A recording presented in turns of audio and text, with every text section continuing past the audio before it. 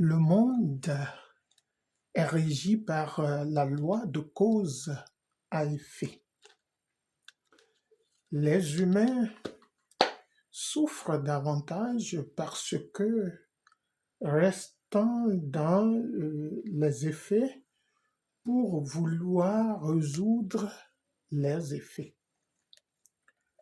À mon humble avis, en toutes circonstances, il faut poser un diagnostic pour trouver la cause dont la résolution fera disparaître les effets.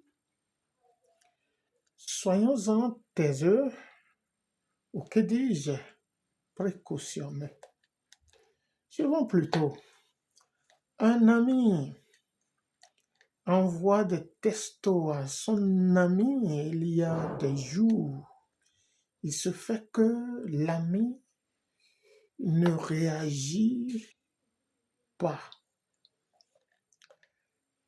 En conclusion, l'ami fustige l'ami charge l'ami, traite l'ami d'arrogant, de vantard, de vaniteux. Et pour qui se prend-il? Dans une famille, pour un autre, il sollicite un membre qui est plus ou moins nanti et qui certainement n'a pas su réagir promptement. Lui aussi vient de briser ainsi la pipe du roi. Il devient le chien enragé à abattre. On le charge, on l'insulte, on le maudit même, on lui souhaite tout le malheur. À notre troisième cas, c'est un conjoint qui cherche à joindre son conjoint, mais en vain.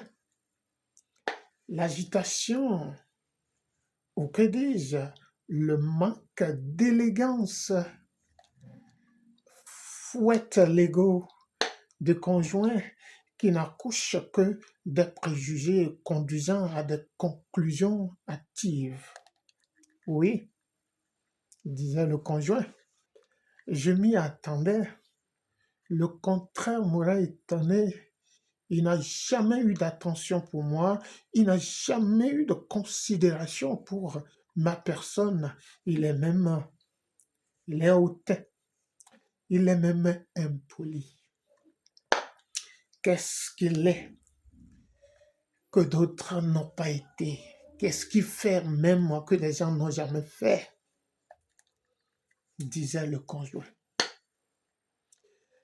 Autant que je sache, des préjugés du genre, des pensées négatives nuisent à leurs auteurs et victimisent les personnes innocentes.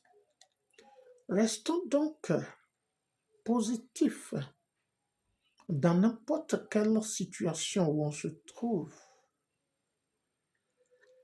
Au cas où la situation se révélerait fausse, vous seriez moins secoué. Votre ami ne pouvait-il pas avoir autre chose plus important que les testos? Est-ce que vous avez vérifié, a-t-il même de temps disponible pour lui-même? Point d'interrogation. Votre conjoint, êtes-vous sûr qu'il est vraiment hautain impoli et qu'il n'a jamais eu de considération pour votre personne? Vous pensez qu'il ne peut pas avoir de préoccupation pour même s'oublier et s'ignorer? Le membre de la famille, de votre famille, chers frères, combien t'ont déjà sollicité toi-même dans ta famille et tu as déjà réagi promptement? Point d'interrogation.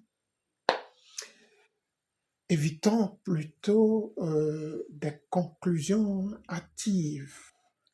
On dit souvent qui n'a pas fait l'enquête n'a pas droit à la parole. Chacun a ses problèmes que chacun ménage pour mieux vivre, mieux paraître dans la société. Mettons-nous à la place des autres, souvent. Utilisons notre sixième sens et soyons plutôt flexibles avec les frères, les amis, les parents. Libérons nos esprits pour pouvoir libérer autrui. L'amour que vous voyez là est inconditionnel. Avant de traiter l'autre de ci, de ça, pose-toi des questions. Avant de piquer ton prochain, sens la piqûre d'abord et vois ce que ça fait. Si on te fait ça, comment te sentirais-tu? L'amour, je disais, il est inconditionnel.